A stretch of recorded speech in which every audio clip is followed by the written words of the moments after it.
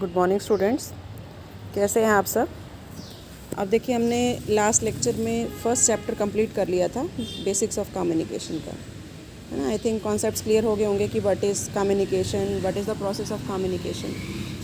अब देखिए, next second chapter हमारा आता है, that is very very important, 7 C's of effective communication.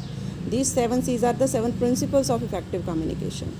तो जैसे उसमें मैंने बताया था कि कम्युनिकेशन इफेक्टिव कब होता है, जब जो सेंडर है उसने जो मैसेज प्रोवाइड किया टू द रिसीवर उसको उसी वे में अंडरस्टैंड कर ले जिस वे में सेंडर पहुंचाना चाहता है। मतलब सेम वही मीनिंग अगर वो निकाल लेता है उसका, उसी वे में उसको अंडरस्टैंड कर लेता है और फीडबैक दे देता है, तो वो जो कम्युनिकेशन है वो कैसा हो जाता है, इफ़ेक्टिव कम्युनिकेशन, है ना। तो इफ़ेक्टिव कम्युनिकेशन जो है वो उसके कई प्रिंसिपल हैं, कई बातों को ध्यान में रखना होता है जो मैसेज है वो भेजने से पहले। तो वो 7 C's हमारे कौन से हैं, completeness, conciseness, consideration, courtesy, clarity, concreteness and correctness. तो देखो सभी C से स्टार्ट हैं, इसलिए इसको क्या कहा जाता है, 7 C's।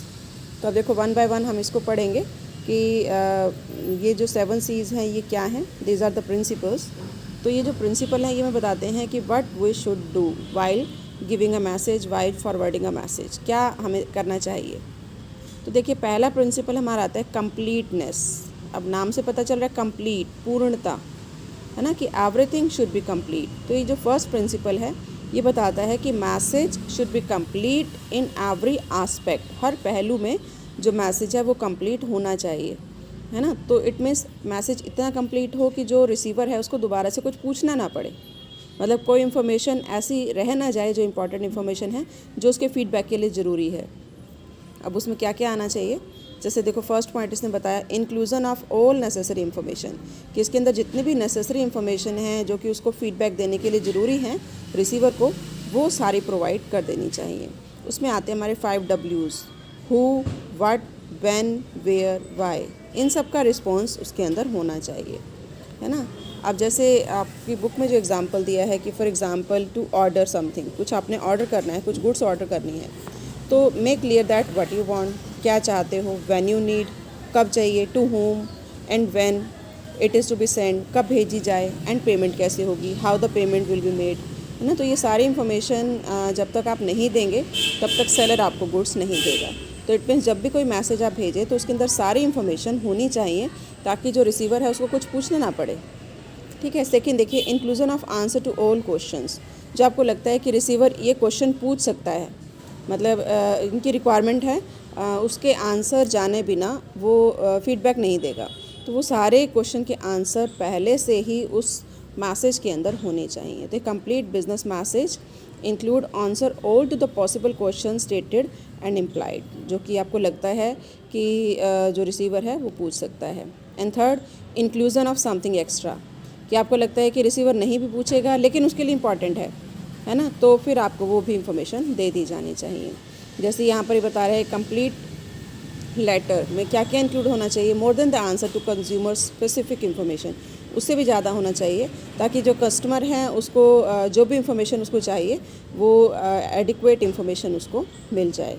अब देखिए, इसका बहुत अच्छा एग्जांपल मैं आपको बताती हूँ कि सपोज़ कोई पर्सन है जिसने अप्लाई किया था किसी पोस्ट के लिए, अकाउंटेंट की पोस्ट के लिए अप्लाई किया, इंटरव्यू हुआ और उसका सिलेक्शन हो गया, है ना। तो company is forwarding a message to the applicant that you are selected for the said post. तो जस्ट अगर ये भेजा जाए कि you are inform that you are selected for the said post, तो मैसेज इज़ नॉट कंप्लीट, है ना। इसके साथ उसको और भी बहुत सारी इन्फॉर्मेशन चाहिए ये डिसीज़न लेने के लिए कि अब वो ज्वाइन करे या ना करे।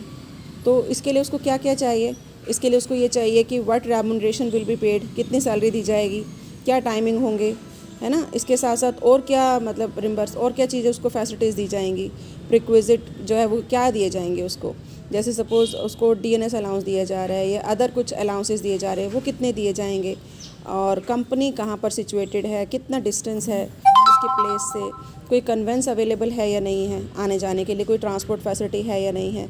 तो इस तरह की बहुत सारी इन्फॉर्मेशन है जो उसको चाहिए, और अगर उस लेटर के साथ वो सारी इन्फॉर्मेशन नहीं जाएंगी तो मैसेज इज़ नॉट कंप्लीट, क्योंकि उसको डिसीज़न लेने के लिए फिर फ़ोन करना पड़ेगा और वो पूछेगा, है ना, वो सारी इन्फॉर्मेशन जो उसको चाहिए। तो बेटर ये होता है कि उसके साथ वो सारी इन्फॉर्मेशन उसको प्रोवाइड कर दी जाए तो मैसेज कंप्लीट होगा। तो यहाँ पर ये 5 Ws, 1 how, inclusion of answer to all the questions, inclusion of something extra, कि अगर आप उसको कुछ एक्स्ट्रा बताना चाहते हैं, जैसे सपोज़ उसको ये कहा जाए कि अगर आप इस टारगेट को पूरा कर लेते हैं तो आपका जो प्रमोशन कर दिया जाएगा, मतलब इस तरह का कुछ एक्स्ट्रा जो हो सकता है वो ना भी पूछे, लेकिन आपको लगता है कि उसको मोटिवेट करने के लिए कुछ इंसेंटिव्स दिए जाने ज़रूरी हैं, तो वो भी इसके अंदर इंक्लूड कर देना चाहिए। तो आई थिंक ये फर्स्ट प्रिंसिपल क्लियर हो गया होगा। आप देखिए सेकंड प्रिंसिपल इसका बिल्कुल अपोजिट है, दैट इज़ कंसाइजनेस, जिसको हम हिंदी में कहते हैं संक्षिप्तीकरण। मतलब मैसेज जो दिया जाए that should be complete but concise, छोटा होना चाहिए। कंसाइजनेस मीन्स कि जो फ्यूएस्ट पॉसिबल वर्ड्स में उनको कुछ दिया जाना चाहिए, इररेलेवेंट नहीं होना चाहिए। जैसे हम कह रहे हैं कि मैसेज शुड बी कंप्लीट, कि ऐसी इन्फॉर्मेशन जो वो नहीं पूछ रहा वो भी उसको बता दी जानी चाहिए, लेकिन इसका मतलब ये नहीं है कि अननेसेसरी डिटेल भी उसको दे दी जाए, जो इररेलेवेंट इन्फॉर्मेशन है वो भी उनको प्रोवाइड कर दी जाए। तो ये प्रिंसिपल क्या बताता है, conciseness means saying something in the fewest possible words without sacrificing the other qualities of effective communication, कि बिना उसकी क्वालिटी को सेक्रीफाइस किए कुछ फ्यूएस्ट पॉसिबल वर्ड्स में उनको जो है वो बताना होगा, है ना। मतलब जितना कम हो सके उतनी कम डिटेल में उनको बता दिया जाए ताकि मीनिंग वही निकले, ये नहीं कि कुछ छोड़ दिया जाए। बताना सब कुछ है लेकिन इट शुड बी ब्रीफ, बहुत लंबा नहीं होना चाहिए क्योंकि वो भी बोर हो जाता है। आप देखिए उसके बारे में क्या बताया उन्होंने, 3 बातें बताई हैं। एलिमिनेट वर्डी एक्सप्रेशन, कि अगर कोई लंबे सेंटेंसेस हैं, कोई फ्रेसेस हैं, है ना, तो सिंगल वर्ड अगर उसकी जगह यूज़ हो सकता है तो use single word instead of phrases. और अगर कोई अननेसेसरी डिटेल है तो उसको छोड़ दिया जाना चाहिए। विच एंड दैट क्लोज, अगर पॉसिबल है तो उसको ऑमिट कर दें। पैसिव वॉइस को यूज़ करें बजाय कि एक्टिव वॉइस की, है ना। जैसे इन्होंने एग्जांपल दिया कि instead of using a wordy expression like due to the fact that, उसकी जगह एक वर्ड यूज़ हो सकता है बिकॉज। तो इतने लंबे सेंटेंसेस को, लंबे फ्रेसेस को यूज़ ना करें, छोटे छोटे वर्ड्स यूज़ करें and simple words. Include only relevant material, कि ओनली जो रेलिवेंट डिटेल है वो बताई जानी चाहिए, इररेलेवेंट लॉन्ग सेंटेंसेस नहीं होने चाहिए, है ना। कुछ एडजेक्टिव्स हैं, कुछ प्रपोजिशन हैं, अगर वो एक्सेस में है तो वो अच्छे नहीं लगेंगे। और रिपीटिशन नहीं होना चाहिए कि एक ही बात को आप 10 बार अगर कहेंगे मैसेज में तो वो अच्छा नहीं लगेगा, है ना। तो words and sentences should not be repeated, उनको रिपीट नहीं किया जाना चाहिए। अब देखो उसी एग्जांपल को अगर हम लेकर चलें, जब भी मैंने आपको कंप्लीटनेस में दिया था कि सपोज़ किसी एम्प्लॉय का या किसी भी पर्सन का, एम्प्लॉय तो बाद में बनेगा, उसका सिलेक्शन हो गया, उसके पास लेटर भेजा जा रहा है कि you are selected for the said post, kindly join on this date या बिफोर दिस डेट, है ना। तो इस तरह की इंफॉर्मेशन के साथ अगर जैसे हम कह रहे हैं मैसेज शुड बी कंप्लीट, तो हम उसको बता रहे हैं कि आपका वर्किंग आवर्स इतने होंगे, आपको रेमुनरेशन ये दिया जाएगा, या आपके जो अदर जो फैसिलिटीज़ हैं वो क्या क्या दी जा रही हैं वो बताई जा रही हैं। लेकिन अगर साथ साथ ये भी बता दिया जाए कि आपके साथ कौन कौन से पर्सन काम करेंगे, आपका सुपरिटेंडेंट ये होगा, आपके जो को वर्कर्स हैं जो आपके साथ काम करने वाले हैं सहभागी वो ये होंगे, उनके एड्रेस ये हैं, उनके कॉन्टैक्ट नंबर ये हैं, तो ये क्या है, अननेसेसरी डिटेल, है ना, जिसकी अभी उसको ज्वाइन करने से पहले रिक्वायरमेंट नहीं है। तो message should be complete but concise, छोटा होना चाहिए, जो रेलेवेंट है, जो इन्फॉर्मेशन ज़रूरी है उसके लिए डिसीज़न लेने के लिए सिर्फ वही दी जानी चाहिए। ये नहीं कि आप बहुत सारी अननेसेसरी इन्फॉर्मेशन भी आप उसको प्रोवाइड कर दें। तो आई थिंक क्लियर हो गया होगा कि मैसेज पूरा होना चाहिए लेकिन छोटा होना चाहिए। उसके बाद देखिए नेक्स्ट हमारा आता है थर्ड प्रिंसिपल, कंसिडरेशन। कंसिडरेशन को हम हिंदी में कहते हैं विचारणीयता।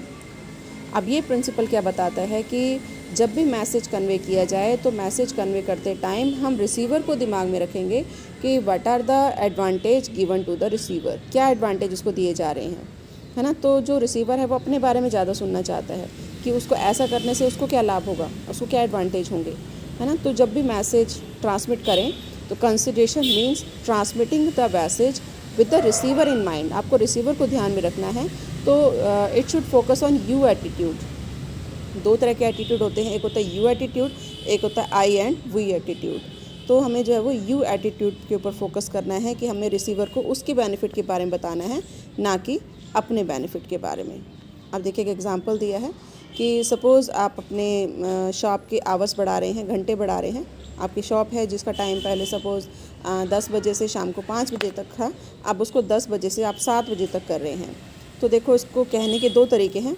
एक तो वही एटीट्यूड अगर आप यूज़ करते हैं कि we are delighted to announce that we will be extending our store hours to make shopping more convenient, कि हम ये अनाउंस करते हैं, हमें खुशी हो रही है कि हम अपनी जो वर्किंग आवर हैं वो बढ़ा रहे हैं, स्टोर की जो आवर्स है वो बढ़ा रहे हैं, ताकि जो है वो शॉपिंग करना ज़्यादा सुविधाजनक हो सके। अब देखो यहाँ पर हमने रिसीवर को कुछ नहीं बताया कि उसके बेनिफिट के लिए किया जा रहा है, हम इसलिए कि शॉपिंग कन्वीनियंट हो सके, है ना। तो ये तो है वी एटीट्यूड कि हम अपने बेनिफिट की बात कर रहे हैं। अब नेक्स्ट आता है यू एटीट्यूड। यू एटीट्यूड में देखो क्या कहा है इसने, you will be able to shop evening with the extended hour, कि आप अब शाम को भी शॉपिंग कर पाएंगे, इवनिंग में भी शॉपिंग कर पाएंगे। तो इट मीन्स यहाँ पर आप रिसीवर को उसके बेनिफिट के बारे में बता रहे हैं। यहाँ पर आप ये बता रहे हैं कि ताकि आप इजीली जो है वो शॉपिंग कर सके इवनिंग में भी, इसलिए हम जो है वर्किंग आवर बढ़ा रहे हैं।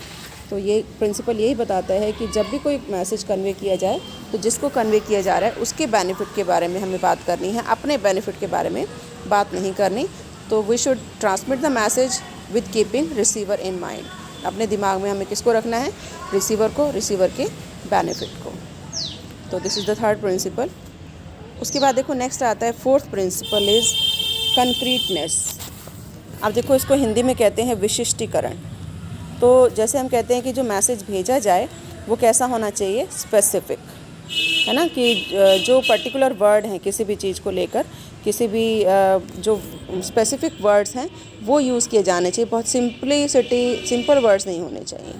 तो देखिए fourth principle of effective communication is concreteness. It means using specific, definite and vivid information, है ना। तो effective communication should not be vague, general नहीं होना चाहिए, बहुत सिंपल नहीं होना चाहिए, तो इट शुड बी कंक्रीट, है ना। जैसे अगर हम कॉमर्स की बात करें तो अकाउंट्स में भी कुछ टर्म्स ऐसी होती हैं, जैसे डेबिट है, क्रेडिट है, अकाउंट्स है ना।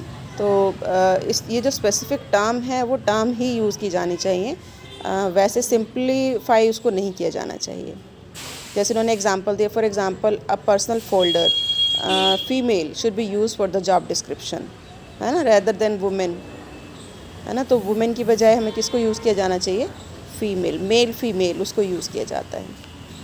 आप देखिए नेक्स्ट प्रिंसिपल आता है क्लैरिटी। क्लैरिटी मतलब स्पष्टता। अब ये इसका बिल्कुल अपोजिट है। ये कहता है कि जो भी मैसेज दिया जाए वो मैसेज बहुत सिंपल होना चाहिए, सिंपल लैंग्वेज में होना चाहिए, ताकि जो रिसीवर है वो उसको ईज़िली अंडरस्टैंड कर ले, है ना। कि message should be so simple कि उसको एफर्टलेसली, बिना कोई एफर्ट किए उसको वो समझ में आ जाए। अब देखिए इसमें ये दो बातें आती हैं। First one, by choosing concrete, precise and familiar language, कि कंक्रीट तो होना ही चाहिए, लेकिन कंक्रीट के साथ कैसा होना चाहिए, प्रिसाइज, शुद्ध होना चाहिए, और फैमिलियर, कि वो जानते हो इसके बारे में। मतलब स्पेसिफिक के चक्कर में ये नहीं है कि वो उससे अवेयर ही नहीं है और आप उसको यूज़ कर रहे हैं, है ना। जैसे देखो एग्जांपल दिया है कि अगर सब्सिक्वेंट की जगह आपको क्या यूज़ करना है, आफ्टरवर्ड, है ना। सब्सिक्वेंट का मीनिंग भी वही है, लेकिन अगर आप सब्सिक्वेंट वर्ड यूज़ करेंगे तो वो फैमिलियर नहीं है, हो सकता है किसी को उसका मीनिंग ना पता हो। आफ्टर का मीनिंग पता है तो यू शुड यूज़ आफ्टर, है ना। इसी तरह से डोमिसाइल, डोमिसाइल का मीन क्या है, होम, तो home is a simple word, तो we should use home instead of domicile. तो इस तरह के बहुत सारे टेक्निकल टर्म्स हैं, जो टेक्निकल टर्म्स एम्प्लॉयज़ नहीं जानते, तो according to the level of receiver हमें इन वर्ड्स को यूज़ करना चाहिए। ऐसे देखो जो सेंटेंस है वो कैसा होना चाहिए, इफ़ेक्टिव, है ना, उसमें ग्रामेटिकल मिस्टेक नहीं होनी चाहिए, मतलब इफ़ेक्टिव होना चाहिए ताकि वो इजीली अंडरस्टैंड कर सके, और लॉजिक उसका कोई मीनिंग निकलता हो, लॉजिकल हो। जैसे देखो एक एग्जांपल दिया है आपकी बुक में, for example I like Ramayana but Taj Mahal is in Agra. तो देखो कोई लॉजिक निकल रहा है इसका, I like Ramayana but Taj Mahal is in Agra. तो इनको जो सेंटेंस को ज्वाइन किया गया है कि मुझे तो रामायण पसंद है लेकिन ताजमहल आगरा में है, तो इसका कोई मीनिंग नहीं निकलता, है ना। ये एक इलॉजिकल सेंटेंस है। तो इस तरह के सेंटेंस जो है वो यूज़ नहीं किए जाने चाहिए, हमें कुछ इफ़ेक्टिव सेंटेंस यूज़ किए जाने चाहिए जो मीनिंगफुल हों। तो at the core of clarity is the sentence, कि जो सेंटेंस की क्लैरिटी है उसको ध्यान में रखना है, ग्रामेटिकल भी ध्यान में रखना है और उसका लॉजिक भी देखना है। तो ये बताता है हमारे को कि जो मैसेज है वो ऐसा होना चाहिए कि बिना किसी एफर्ट के जो रिसीवर है वो उसको समझ ले। तो understanding of the matter effortlessly, it should be so simple. तो ये जो प्रिंसिपल है कंक्रीटनेस और क्लैरिटी, ये एक दूसरे के बिल्कुल अपोजिट है। कंक्रीटनेस क्या कहता है कि we should use specific, definite and vivid information. और क्लैरिटी क्या बताता है कि it should be so simple कि जो रिसीवर है उसको एफर्टलेसली अंडरस्टैंड कर ले।